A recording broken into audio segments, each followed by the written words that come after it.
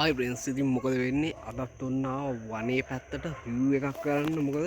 ගෙවල් පැත්තේ බොහෝම සද්ද බද්ද වැඩි ඇත්ත වශයෙන්ම අද කතා කරනවා නම් ඔයගොල්ලන්ට පේනම් මෙතන කොකනට් ගහක් තිබෙනවා කොකනට්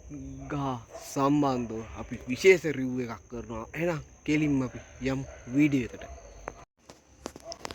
ඇත්ත වශයෙන්ම මේ ගැන කතා කරනවා මේ කොකනට් ගහ සෑහෙන උසයි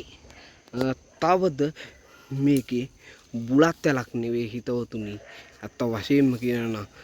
ගම්මිරිස් වැලක්ද කොකනට් ගහේ යනවා ඒත් එක්කම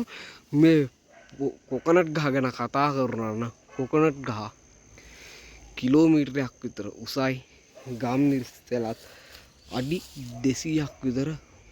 උසයි තවද අපට ඕනි තරම් ගම්මිරිස් වැල් බලා ගන්නට පුළුවන් අන්න අතනත් ගම්මිරිස් වැලක්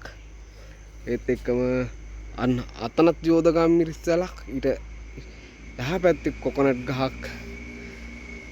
මෙන්න මෙතනක් ගම්මිරිස් වැලක් අපට ඇත්ත වශයෙන්ම දැක බලා ගැනීමට පුළුවන්කමක් තිබෙනවා